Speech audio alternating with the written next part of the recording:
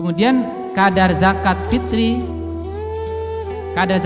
adalah satu sok yang kalau dikonversikan ya 2,5 kilogram. Itu dalam putusan tarjih. Sekarang ada yang mengkonversi menjadi 3 kilogram. Itu kan minimal. Boleh lebih dari 2,5 kilogram. Dari bahan makanan pokok atau uang seharga makanan pokok. Nah, ini membayar zakat fitri dengan uang memang di kalangan ulama juga berbeda pendapat, termasuk di kalangan para imam mazhab.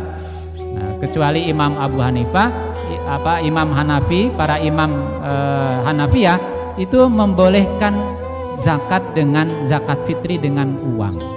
Karena menurut mereka ilatnya itu kan untuk supaya memperkaya agnuhum, untuk memperkaya mereka, sehingga kemudian jangan sampai mereka itu meminta-minta pada hari raya itu.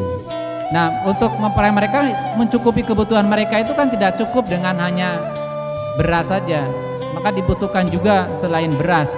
Maka yang lebih fleksibel adalah uang, karena uang itu bisa diberikan apapun termasuk beras. Dan majelis tarjih termasuk juga yang sependapat dengan ulama-ulama Hanafiyah yang membolehkan zakat fitri dengan uang. Apalagi sekarang juga biasanya muzaki bayarnya dengan uang, nanti panitia menukarkan dengan beras biasa kan gitu.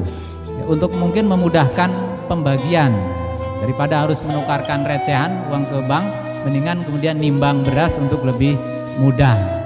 Jadi dari muzakinya bentuknya uang, tapi nanti kalau sudah jadi panitia nanti bentuknya beras, itu ya tidak ada masalah. Yang penting kemudian nilainya sama antara uang kemudian ketika dikonversi dengan beras. Jadi kadarnya adalah satu sok itu setara dengan 2,5 kilogram makanan pokok. Lantas kemudian mustahik zakat fitri secara tegas dijelaskan dalam riwayat Ibnu Abbas bahwa zakat fitri ini tuhratan lis-shaimi minal lagwi warrafas, terus wa tu'matan lil masakin. Maka untuk zakat fitri ini tidak mengikuti mustahik zakatul mal, yaitu 8 asnaf seperti yang dijelaskan dalam surat At-Taubah ayat 60. Tapi zakat fitri ini dalam hadis ditegaskan hanya tu'matan lil masakin. Jadi hanya 2 saja, al masakin wal fuqara. Fakir miskin dan fuqara itu yang berhak menerima zakat. Ini di beberapa Masjid Muhammadiyah masih ada juga yang membaginya 8 asnaf. Apalagi kalau dibagikan pada mu'alaf. Mu'alaf sendiri pada Umar bin Khattab itu dulu sudah tidak membagi untuk mu'alaf ini. Sudah tidak diberikan termasuk zakat mal itu. Nah, apalagi zakat fitri. Jadi zakat fitri dalam pandangan Muhammadiyah majelis tarjih, mustahiknya itu orang yang berhak mendapatkan hanya fakir miskin. Tidak, ini berbeda dengan yang zakatul mal yang menggunakan At-Taubah ayat 60, yaitu 8 asnaf itu. Itu perbedaannya kita dengan mungkin ormas-ormas yang lain yang berpendapat bahwa zakat fitri itu masih dibagikan ke 8 asnaf itu. Apalagi di beberapa tempat makan mungkin hanya dikumpulkan di tokoh tertentu gitu ya, atau di kiai atau ustadz, atau di mbah kaum misalnya dikumpulkan itu saja, kemudian pendistribusiannya tidak begitu jelas. Saya kira justru di Muhammadiyah sudah mempelopori bagaimana dibuat kepanitiaan untuk supaya manajemen zakat fitri ini menjadi lebih baik.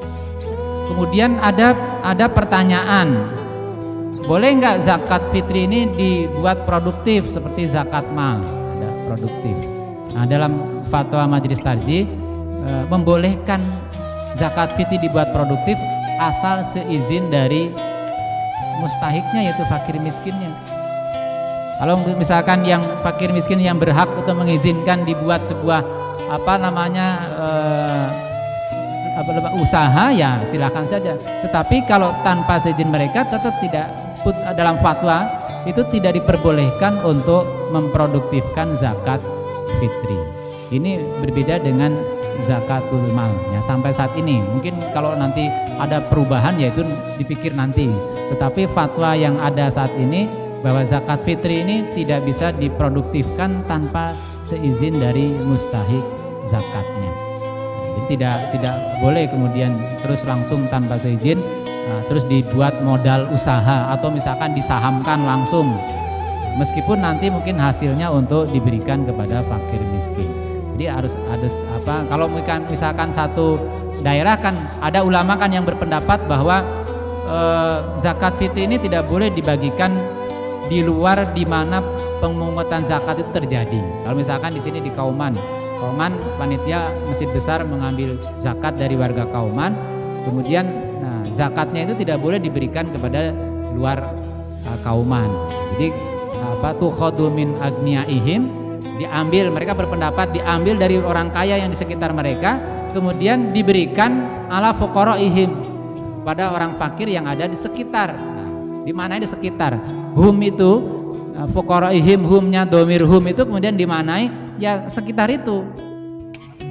Tetapi kemudian Muhammadiyah berpendapat bahwa itu prioritas. Memang prioritasnya yang tempat, kalau memang kemudian di tempat di mana pengambilan zakat ini sudah terpenuhi atau sudah berlebih atau bahkan sudah tidak ada mustahiknya, ya boleh diberikan keluar daerah atau keluar tempat di mana daerah-daerah sangat membutuhkan terhadap zakat tersebut. Nah, itu diperbolehkan. Itu dalam putusan fatwa Muhammadiyah.